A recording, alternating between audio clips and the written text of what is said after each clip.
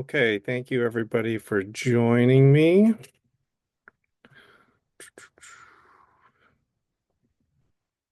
I'm going to get started in just another minute. We'll let the rest of the attendees here kind of trickle in. So just a couple things. One, I'm going to keep everyone on mute during the webinar. If you do have questions, please feel free to put those in the Q&A.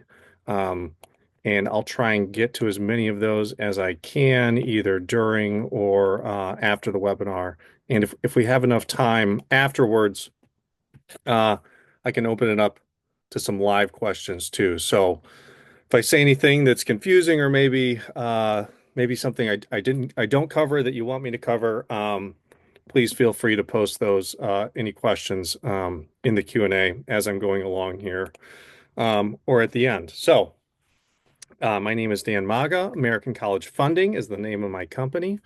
I started this business back in 2004 with my father. He's since retired, so it's just me in the practice. And I work with parents like yourselves in terms of helping them figure out how they're going to pay for their kids' college education. So anything and everything related to the financial aspect of how you're going to pay for college.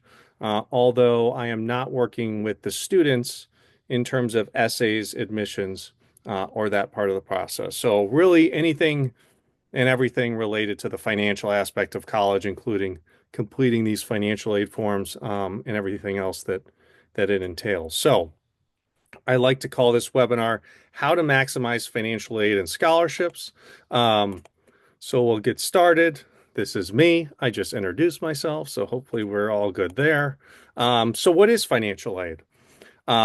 In essence, it's a discount off the sticker price of college. And when I talk about the cost or the of college or the cost of attendance, that does not just include the tuition.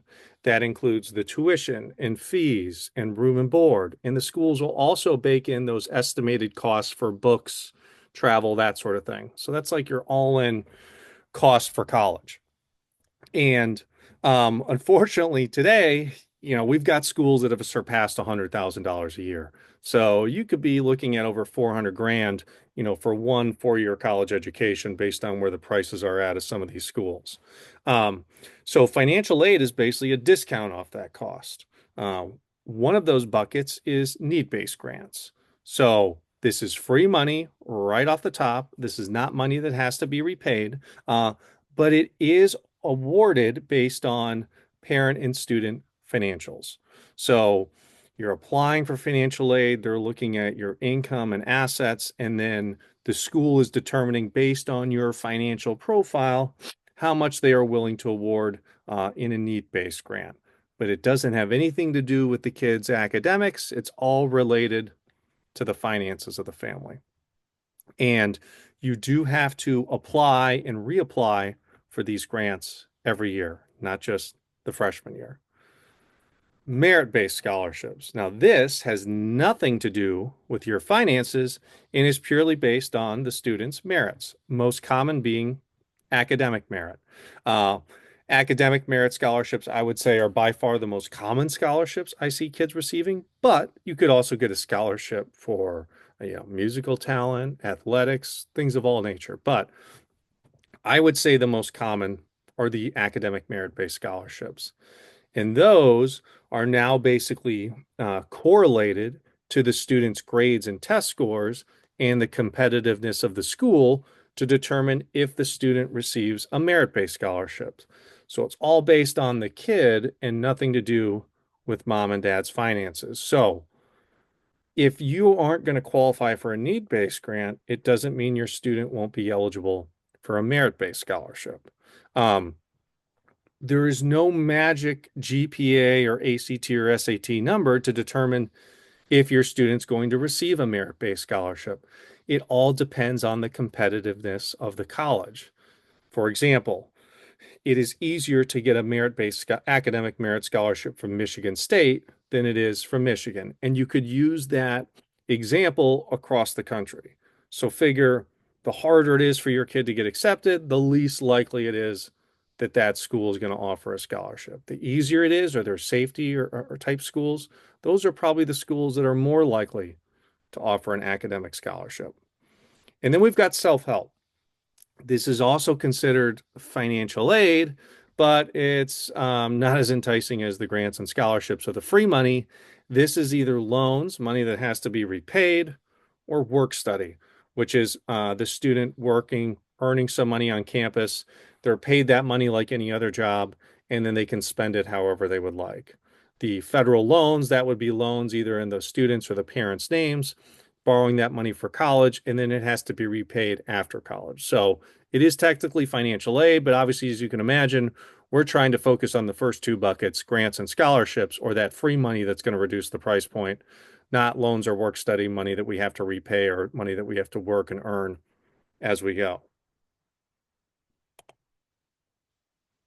Here's a quick little example of how these discounts work from a need-based grant perspective. So we've got University of Illinois and Northwestern, and these numbers are from this past year. So unfortunately, these costs in these schools have gone up. But 41,000 and change was Illinois' cost of attendance, 91,000 and change for Northwestern. The student aid index, or SAI, I'm going to talk about that in a minute, but basically that's the amount that the college feels the parent can pay based on their income and assets. So the student's eligible for grants on the difference between the SAI and the cost of the school. Or in Illinois' case, 1,100 bucks. Northwestern, 51,000. So in this Illinois example, student has an SAI of 40,000, just under the cost of attendance of school, or basically equal to Illinois. I would not expect any need-based grants, just the standard federal loan of 5,500, which if the parent accepted, would reduce the price point down to just over 35,000. Versus Northwestern is considerably different. This is a school that meets 100% of your eligibility. So every dollar we can reduce that SAI is another dollar they're going to offer your kid in the form of a grant. So in this case, the student would get a $47,000 grant, the same $5,500 in loans, albeit partially subsidized in this example. So the net cost now is $38,000 to go to Northwestern. Just showing you an example of if you qualify for financial aid, you may not necessarily want to rule out these higher priced private schools because in general, they do a far better job of offering grants than the public schools. So depending on your situation, you may not want to rule out these $90,000 or $100,000 price colleges. So how does this financial aid system work? Listen, if we went through like the Department of Education's details on student aid index, I think it's like over 100-page PDF. So I'm trying to dumb it down here as simply as we can. But basically, you've got the cost of attendance of the college or that school sticker price. You subtract the student aid index, which used to be called EFC or expected family contribution. Again, this is going to be derived from your income and your assets. And in essence, it is the amount that the school thinks that you can afford to pay. So in our previous example, if the SAI is 40,000 and Northwestern costs 90,000, the student's eligible for $50,000 in grants. And then it's up to Northwestern, the college, to determine how much of that eligibility they want to meet in the form of a grant or a loan. But the school is not obligated to meet that eligibility in the form of a grant. It's up to them. And as I said, the private schools generally are doing a better job of offering the grants than the public ones. So what you can't do is make the assumption, oh, my SAI is 40,000, that's what I'm going to pay at every school. Not necessarily true because, an example of a couple schools who do not offer institutional grants to anyone and popular ones I see a lot of my kids applying to, Miami University of Ohio and Indiana University in Bloomington. Both these schools are, around $65,000 per year. And if your SAI is 40,000, great, we're going to be eligible for 25,000. But if you assume they're going to provide you a grant for that amount, you would be dead wrong because they're going to stiff you with the full bill. Not saying they might not offer your kid an academic merit scholarship, but neither of those schools are going to give you a grant in that situation. So not only do you have to be cognizant of what your SAI is and how you can reduce it, but really you got to be cognizant of how that SAI correlates to the colleges your student is planning to attend. Because you need to know, or ideally you would want to know, are they going to do a good job or a bad job in terms of providing grants if you're eligible? You cannot make the assumption that they will. And generally speaking, your large, popular um, public universities, especially out of state, are not going to do a very good job in general of providing grants to those that qualify, even if your SAI is below the cost of the school. Okay. So, in terms of this student aid index, how is it affected from an asset standpoint? First and foremost, your retirement account assets are protected. So your IRAs, 401ks, Roth IRAs, profit sharing plans, 403bs, cash value life insurance, annuities, none of that is going to have to be reported or taken into account within the SAI. So the retirement accounts are protected. But almost every other asset you have will come into play depending on the school.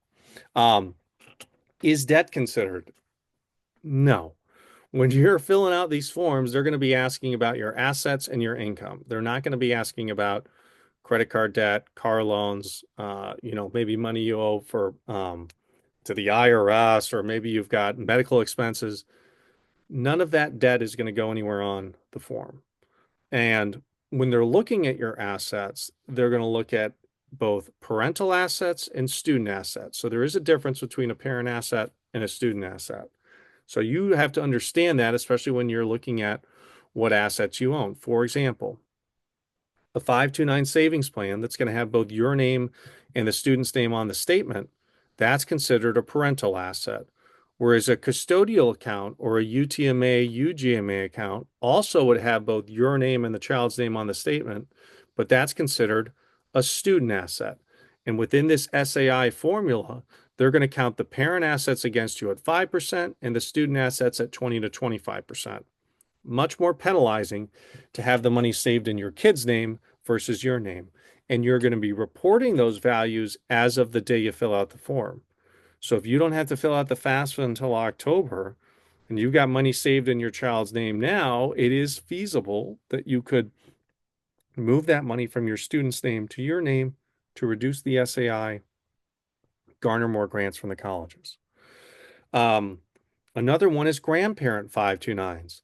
If you're lucky enough to have a grandparent that set up a 529 from one of their grandkids or one of your kids, you do not have to report that value on the FAFSA either because you don't own the asset. They're only looking at the FAFSA form for the student and the parent assets, not grandparents. So the grandparent 529 in that example would be protected. Another example of the 529 where it's protected is the other siblings. So if you've got two kids, Johnny and Susie, and Johnny's going off to college, and Susie is, let's say, a freshman in high school, you're going to report on Johnny's FAFSA the 529 value that you own where he is the beneficiary, but not Susie. And again, it is possible for you to move money within 529 plan beneficiaries tax and penalty free. So it's conceivable you could shift the money from Johnny to Susie before you fill out the FAFSA and then so on and so forth. Um, Another example of these 529s would be in a divorce situation. I'll talk in a little bit, but about how you apply for aid when you're divorced. But if you're divorced and let's say mom and dad, mom is determined to be the custodial parent, only mom's information is going to go on that FAFSA form.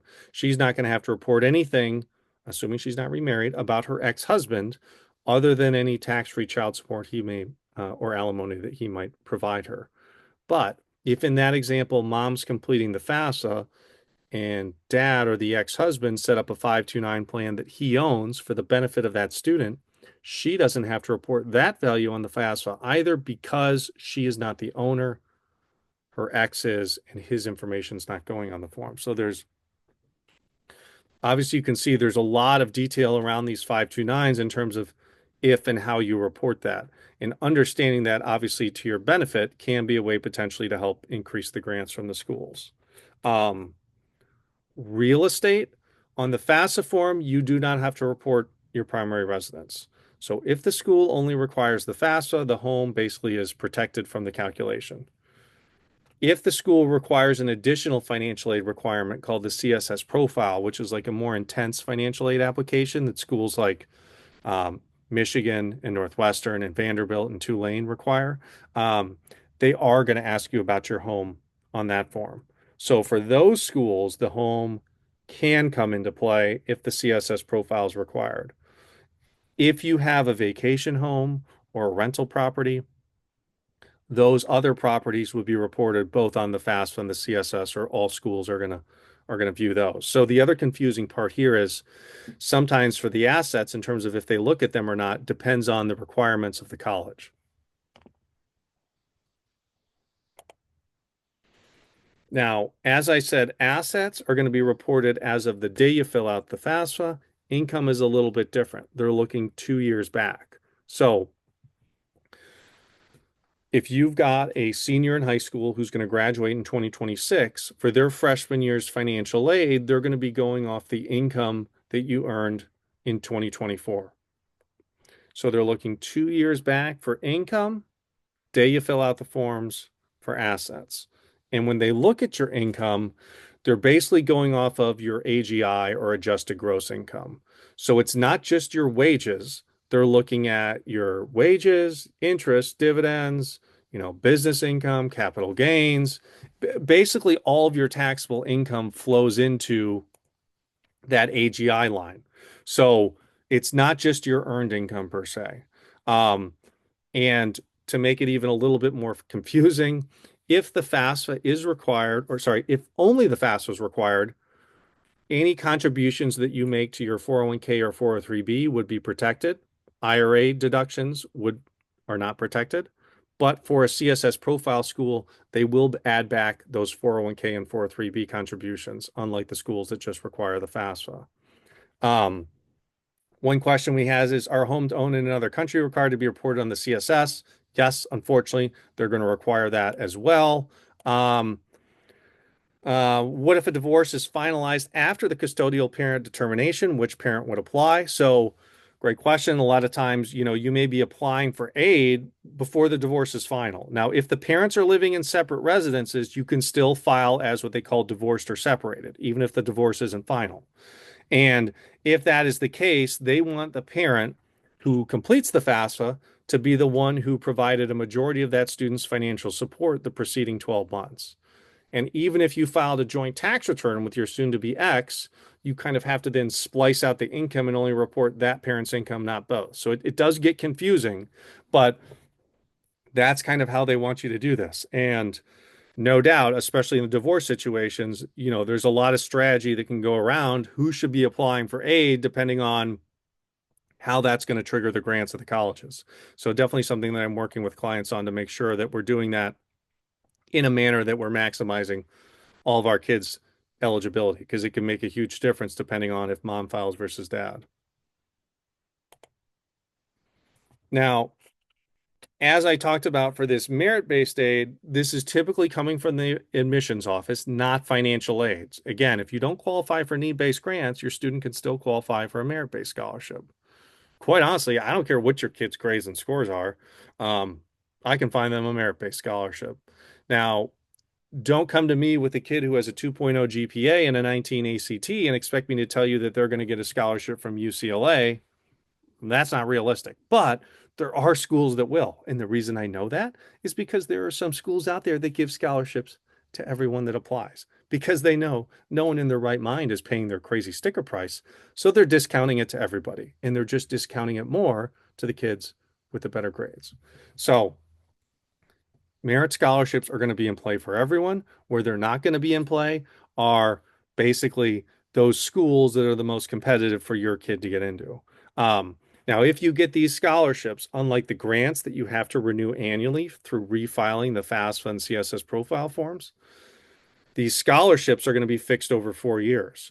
So typically they'll offer them up front when the kid is admitted, and you'll get hey, congratulations, you're accepted, and here's our $80,000 presidential scholarship, $20,000 per year. And to keep that scholarship, usually the kids will have to keep a 3.0 GPA. But outside of that, doesn't matter if anything happens financially or anything like that to the parent, or the kid's going to keep getting that scholarship every year. Um, you know, what if you don't qualify for need-based aid? Like I said, a lot of my clients don't qualify for grants, but we can still find schools that will offer their kids scholarships as a way to get them a discount. Um, and it's understanding the students' grades and scores, and the schools are looking to target to then help me understand what schools, what amount these schools are going to award them, and maybe other schools that we should be looking at that might award more scholarships than they're looking at initially. Um, but some schools do still require you complete the FAFSA and profile forms for their merit-based scholarships, even though you don't qualify for grants. So another reason why you'd want to apply for aid, even if you don't think you're going to qualify. Um, some schools don't give merit scholarships to anyone. Ivy League schools, NESCAC schools, there's no scholarships to be had at those schools. It's just not possible. So even if your kid has a 4.0 and a 1600 and a 36, Yale's not giving them a scholarship. They're only giving need-based grants. So if you have a student that can get into those types of schools and they don't offer a scholarship and you don't qualify for need-based grants, then you're looking at paying full price, which at those schools, unfortunately, is in that $90,000 to $100,000 a year situation. But if your kid can get into Yale, well, heck, there's a whole lot of other schools out there that obviously would love to have that student and would offer significant merit-based scholarships to discount it. So obviously, if you don't qualify for need-based aid, looking for scholarships as a way to get a discount, or maybe looking for schools that are well ranked but have a low cost of attendance, like Illinois. For us, Illinois residents would be a great example. I also put Purdue, Florida State, Ohio, Louisville on there, but then there's others that have kind of what I would call like maybe discounted pricing compared to your normal out-of-state public schools. Or you look at schools maybe that have great honors programs, which usually comes with a monetary value, and you maybe get kind of that smaller, like private school feel within the large public university once your student is in that honors program. Um, how does legacy admission play into financial aid decisions? Not at all. Remember, the student getting admitted into the school has nothing to do with financial aid or grants. The financial aid or grants they're going to be awarded is purely going to be based on the financial profile of the parent and student, and then if the student has been accepted. So the student who's a legacy is not necessarily going to get more grants than one that isn't if they both had the same financial profile. Now, scholarships could be different. Sometimes there are legacy scholarships for alumni, but it wouldn't affect the grant. Okay, this is kind of a new slide that I added after the One Big Beautiful Bill went into effect. I know there's a lot of confusion surrounding this. So these are just a couple highlights of what this is affecting, just to help people understand. One, the federal Pell Grants, there's no change there, so that money is still going to be available. I think one of the biggest changes is this Parent Plus loan. Currently and previously, the parent can borrow on the federal Parent Plus loan up to any remaining cost of attendance to the school. So if you're going to Northwestern and it's 100,000, the parent could borrow that full amount at Northwestern. But now, or not now, but next year, they're going to change that so the parent can only borrow $20,000 per year and 65K over the 4 years. So it's dramatically limiting how much the parents can borrow, which is going to be interesting to see in terms of it's probably going to drive a lot of business to the private lenders and see kind of how that competition shakes out now that the plus loan is going to be capped. The grad plus loans have been eliminated. Those are loans for graduate students. Good news is there's no changes to the the subsidized loans for undergrad kids. Small business exclusion is back. Forever, they said that when you're filling out the FAFSA, you don't have to include a business if it has less than 100 employees, that business valuation. They changed that 2 years ago, and now they're going back to that. So luckily, starting with the forms for 26, 27, if you're a small business owner, we're not going to have to report that value on the FAFSA, but CSS profile, you still will. For the 529 savings plans, there's more qualified expenses that can count now above like the standard tuition fees, room and board, and they've increased the limits in terms of how much you can pull out of those plans for K through 12 private high school or private grade school. And then there's a new college endowment tax that's been increased. although colleges with less than 3,000 students are excluded from that. So there's more to it than this, but I think those are kind of, at least from a high level, to me, the main changes that people need to be aware about. Um, Here's a common one I get, listen, I don't think I'm going to qualify for grants. Why do I even need to complete the FAFSA? Well, first and foremost, you can't get any grants without it, right? So if you want help, fill out this free form. And obviously, grants is one way to get help.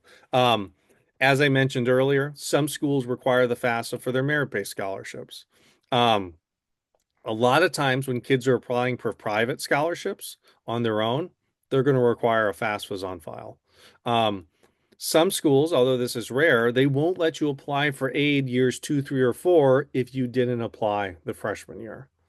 Um, some colleges, this is not like Ohio State, Texas, UCLA type, but usually your smaller liberal arts schools, they can sometimes give you $1,000 to $2,500 just for filling it out. And some of those schools also will give you free money even if you just visit.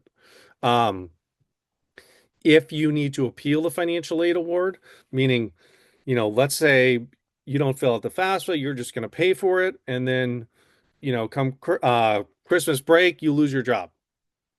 You call up the college, you say, hey, listen, I need some help. My student's about to go into their second semester. I just lost my job. I can't pay for this anymore. What can you do to help me? What do you think the first question they're going to ask you is? Did you fill out the FAFSA? If you did, great. Here's our special circumstances form. Please complete this. We'll review your updated situation, see if we can make grants available. If you never applied for aid in the first place, you can't get any, there's nothing they can do to help you. Another scenario would be when you're getting the awards from these schools in the spring and you're trying to evaluate where your kid's going to go, and maybe you're going to try and appeal or negotiate with the schools to see if you can get a better deal. They're not going to help you out if you never applied for aid in the first place, because applying for aid is like you saying you need help. So if you never do that, they're not going to be wanting to help you on the back end trying to give you more money. Um, and then federal loans. You can't get the federal parent or the federal student loans without the FAFSA. So another reason we want to have that on file. So a lot of reasons why I think everyone should fill this out regardless of their financial situation. Okay, in terms of applying for aid, one of the most confusing things about this process is every school is different. They have different requirements, different deadlines, different processes, different forms, different methodologies. Like there's just a lot of times people ask me questions and it's, my answer is like, well, it depends. When's it due? Well, it depends on where's the kid applying and how. Early action or regular decision. Those due dates differ. So no two schools are alike. Um, One thing that we do know is that every school requires the FAFSA. So whether your kid's going to Oakton or Harvard, anywhere in between, we got to do the FAFSA for them. A lot of these private schools, like I said, Tulane, University of Miami, Florida, SMU, Scripps, Stanford, those are the schools where you have to do the CSS profile in addition to the FAFSA. You got to meet these deadlines. So the forms are going to be available October 1st. If your kid's applying early decision, usually the earliest the forms are going to be due is November 1st, but you'd have to check the college's financial aid website to see when they're due. They're generally not going to be proactive in helping you out with those deadlines. They're relying on you to figure it out. So here's what the FAFSA looks like. Again, this is going to be available here in a couple weeks, October 1st. Like I said, when you're filling this thing out, you're using the assets as of the day you fill out the form, income from 2024 or 2 years back.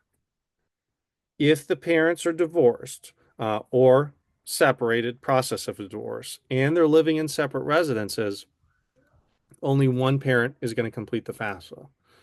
They want the parent who does that to be the one who provided a majority of that student's financial support the preceding 12 months. Not who claimed the kid on the tax return, not who the kid lives with, not which parent earned more money. Which parent provided a majority of that student's financial support. So again, if you're divorced, this is an area where we can get strategic. It can be dramatically different in terms of the grants these kids get if dad files versus mom and vice versa. So obviously one of the main things I'm doing for divorced parents is helping them understand that before we apply, trying to get the best deal possible. But another thing to understand too is if mom or dad are divorced, but mom is remarried, and mom is the custodial parent, now mom and the stepdad or her new husband's financial information goes on the FAFSA, even if he is not going to pay for college. So if one of the parent is remarried, that could have an effect here too. Um, Another thing is this FSAID. So although we can't complete the FAFSA until October 1st, you can create this FSAID now, and you should be doing that right now because once October 1st hits, this website's a nightmare. It's going to have a lot of traffic. It's going to crash. You want to get those logins set up now. Plus, they take 2 to 3 days to be verified by the Social Security Administration. You're going to need to create one for yourself or one of the parents, and then the student. So, two completely separate accounts. And those accounts are going to allow you to get into the FAFSA to complete both the student section and then the parent section. So although the form's not available till October 1st, that is something that I would suggest you do now to get those logins set up and ready to go. The CSS profile, again, this is for around 200 schools out there. Generally speaking, your higher priced private colleges. It does not have like an official launch date like the FAFSA October 1st, but usually it is going live on approximately that same date. But don't be surprised. In the past few years, it's actually been a little bit before October 1st. Um, this form sucks. Like, if you can't figure out the FAFSA, good luck with the CSS because it is insanely detailed. There's a lot of room for error. This is by far a much more intense form. Um, and the main difference between the two in terms of like methodology and how they calculate the SAI is the home. So they're going to ask you, what year did you buy the house? What did you pay for it? What is the market value today? What is your mortgage balance? What is your mortgage payment? And the difference between the value that you estimate and your mortgage or that equity, they're going to factor into their SAI calculator, just like it's cash in your checking account. So if you have the unfortunate responsibility of filling out this form, you need to understand how you're reporting your home's value. You increase, you try and impress them with $1 million house when maybe it's worth 850, you've just created another 150 grand worth of an asset that they're going to want to expect you to tap to pay their bills. Um, Divorce families, unlike the FAFSA, where if mom and dad are divorced, mom's the custodial parent, none of dad's information counts. Different here. If the CSS profile is required, almost all of these schools also require the non-custodial profile. So then in that example, they would ask for the ex-husband or dad's financial information. So you may get dramatically different awards for schools that only require the FAFSA versus schools that require the FAFSA, the CSS, and the non-custodial CSS if you're divorced. Business owners. As I talked about, luckily with the new FAFSA rules, they're going to get rid of looking at a business valuation of less than 100 employees. But CSS isn't. They're going to ask you the name of your business, the address, how many employees you have, what percent of ownership you have, what tax return does it file, what were your gross receipts last year, what were your expenses, are there any family members on the payroll, what are their incomes? Again, this form is like death by a thousand paper cuts. And you think you're filling out this form so it's going to make you eligible for aid so the schools can give you money. It is the opposite of that. They're asking you 500 questions, so you're going to slip up and you're going to answer a question in a manner so that they don't have to give you money or they can give you less.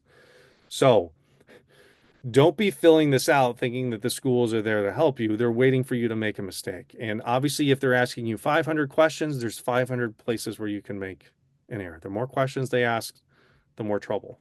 Um, the only good news about this form is it's not on the FAFSA website, which never works. It's through College Board, which does work. You don't have to do two-factor authorization and apply for a student account and a parent account. You're just going to use your kid's College Board login credentials, which I'm sure they already created this account on their own. So that's the good news, unlike the FAFSA having to create the other accounts. But other than that, this form it's a nightmare. If separated, do you need to provide financial documents of which parent provided the most financial support? In my experience, no. Now, keep in mind that this is a kind of a newer rule. They've only been going this way for about the past 2 years. The previous years forever, they asked which parent the student lived with. So when that was the case, and again, I've been doing this like 21 years, so like 18 years or whatever. If schools had questions, they'd be looking on, well, why is the address different on the admissions application than the financial aid? And they would kind of sort it out that way. And they could ask for like driver's license or whatever to see where the kid lived. Um, but now, with which parent provides a majority of the financial support, as you can tell, it's a pretty difficult thing for them to figure out. And maybe even for some families who are kind of splitting it, like, you don't even know. So, in my experience, they're basically going on whatever you tell them. Now, one instance where I have had where the school asked, they basically looked at the child support. So they said, okay, in this, let's assume mom and dad are divorced, they have two kids, and dad's paying $20,000 a year of child support to the mom for the two kids, or $10,000 per student. The school basically was like, okay, mom, if you're the custodial parent, you need to show us that you paid or exceeded $10,000 of support for your kid over the last 12 months. Um, but again, in most cases, I think you're going to find that they're just going to go on whatever you tell them initially. But everyone's situation is different. So if it is like a dramatic situation in terms of the support, that could, might require like a one-on-one meeting to advise you better on that. How do you find to calculate the market value of your real estate or primary residence? Zillow, that's what I use. Listen, the schools can obviously check. So what I do is I go on Zillow and Redfin and see what they can find online, and then see if we can make a more conservative estimate off that number. If they're seeing your house is worth 1.2, 1.3, 1.25, and you list 500,000 and they check, they have the ability just to go in the form and change the number to whatever they want. So in that example, I don't think I would be calculating the value less than, 1.1 or a million. You want to try and stay reasonable. Um, okay. ED, EA, and RD, it matters. I mean, this especially might be true for you guys who have seniors and your kids are maybe thinking about applying early decision. Early decision is that binding agreement. Generally, the kids want to go early decision because it helps them get in. The parents don't, because now you're committed financially and you don't even know what the school's going to award you. So clearly not the best way to go from a financial perspective, because you're going to get to see one offer. You're not going to get to compare it to any others, and you're going to be bound to taking that offer before your student or before they've even applied. So if they get accepted, you're basically saying, I'm going to take this offer. You lose all of your leverage, right? Not only are you going to not get to see other awards, you're not going to even get to compare them or say, like, well, why did, XYZ give me more money? Can you match it? That sort of thing. You can't do any of that. So if your student's going to apply early decision, I think you really have to understand what that school is going to award you before they apply, so you know if it's going to be affordable or not. The good news is I can help you understand what that's going to be before your kids apply. So that's definitely something that I'm helping people with, but there is that risk there. Early action, in a perfect world, this is how all of our kids would apply, because it is not binding. It still can help with admissions because you're applying early. You're getting all this over with early. The earlier you get this over with, the better. You also are in the best line or chance for the merit-based scholarships. You're going to hear back from the schools earlier, so you have more time to decide. And it's not binding. So you get to field all the other offers and make those comparisons before the kid commits to where they're going to go. But not all schools offer early action. Some it's either only early decision or regular. It just all depends. Um, and then regular decision. So same thing as EA in terms of it's not binding, but then now the due dates are pushed back even further. So you'll have more time to apply, but you're gonna hear back later than if the student applied and is admitted early action or early decision. In general, the financial aid deadlines for early decision are probably early to mid-November. Early action, early December, January, regular decision, January, February. Again, that's in general. You'll need to check each school's financial aid website to see, based on the school and how your kid is applying, as to what their due date is. Forms go live October 1st, but they're going to be due some point after that.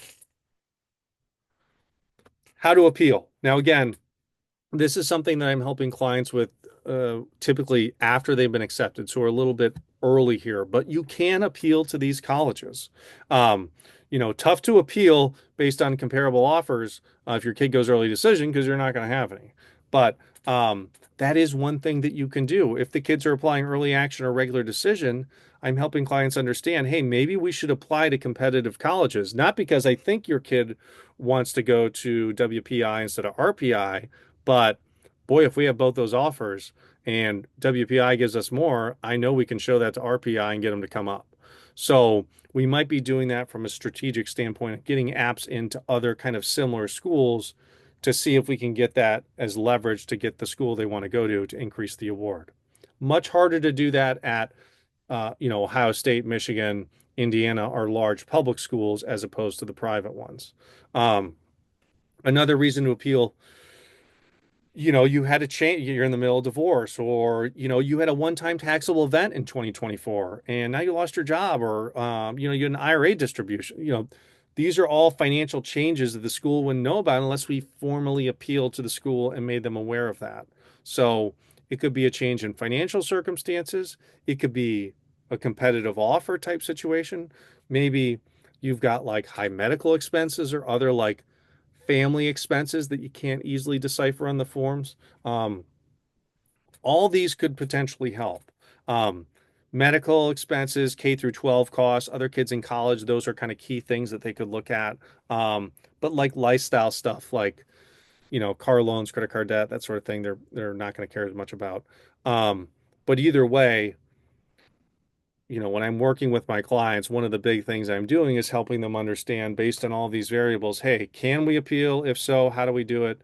And in terms of trying to put us in a position to potentially get a better deal than what they offered initially. So, in terms of my services, one of the main things I'm doing is I'm completing all the financial aid forms. So that's the FAFSA form, the CSS profile form, the non-custodial profile form. Those are the major ones. And then some of these schools can have like additional one-off type applications or verification type forms. But any sort of like financial aid related form, that's what I'm going to be completing. Any of the admissions and essays, that's what the student's going to be doing, or maybe even help with an academic advisor. Um, Prior to applying to college, I want my kids to, or parents to understand what these schools are going to award their kids before they apply. So, going in, what these schools are going to offer for grants or scholarships, so if it's going to be affordable and or where you're going to get a good or a bad deal. Because if you just let your kids apply wherever they want and say, hey, we'll figure this out in the spring when we hear back. Well, if they applied to schools in the fall that didn't award you enough money, by the time you hear that in the spring, too late. Admissions deadlines have passed. You've got nowhere to go.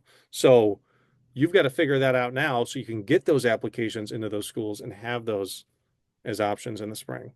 Um, Business owners, divorced families, there's a lot going on there that we can be strategic about in terms of not only how we apply for financial aid, but how we pay for this, especially for business owners.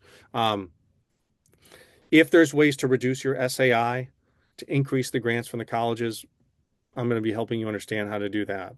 Um, as I talked about, I'm assisting in all of the appeals. That generally is going to happen after the student has been accepted. So that's more like winter, spring.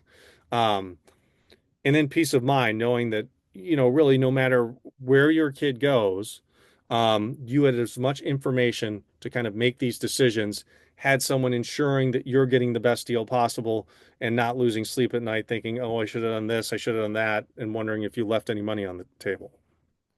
Um, so the cost for the services, I charge $2,999. And then basically I'm working with you and your student, assuming you have a 2026 grad, um, until they enter college next fall. So kind of really working with you in that case for basically the next 12 months, handling all of that for you through that time period until they enter college in the fall. And basically I give everyone the option to hold up a Zoom consult with me where I can review your information, help you understand, hey, here's what your situation looks like based on your kid's academic profile, based on your finances. Here's what I believe these schools are going to offer you. Here are some other schools you might want to consider that are similar, but are going to offer you more money.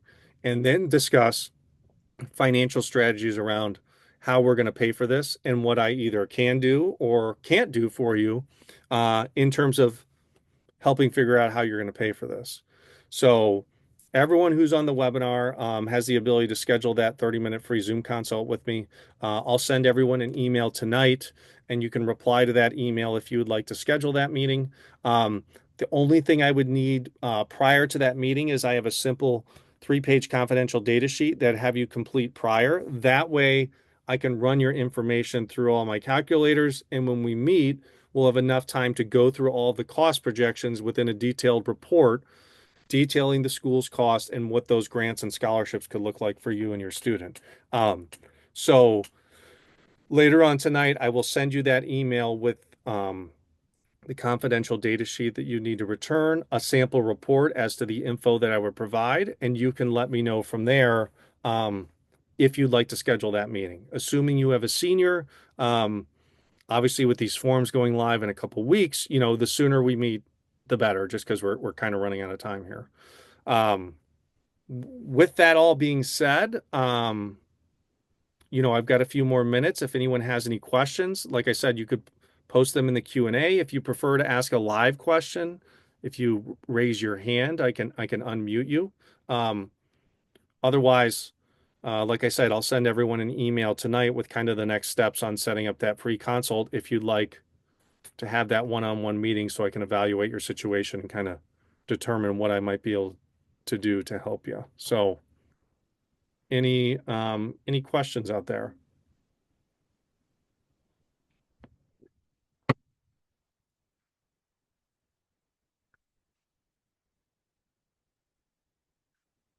Um, if you have a junior and they don't know where they want to go, when is the right time to start looking at this? Um, I would say a good time if you've got a junior or a 2027 grad, the perfect time would probably be winter, spring. So once you get into early 2026, because around that time, probably going to be filing your tax return. You might know more about where your kid's going to apply. That's around when they're taking the ACT, SAT. And then I'll know a lot more about what those cost projections are going to look like. And then we still have, 8, 9 months to prepare before they start applying. So if you have a junior, I would say that would probably be the best time to kind of proceed with that free Zoom consult. Any other questions out there?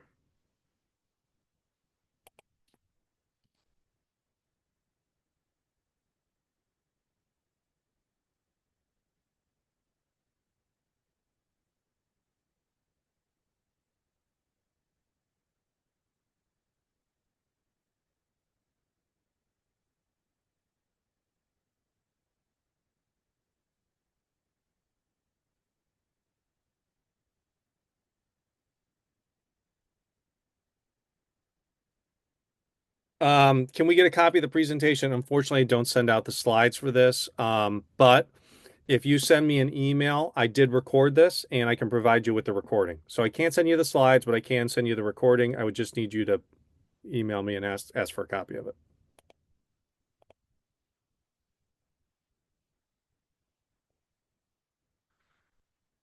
Any other questions out there?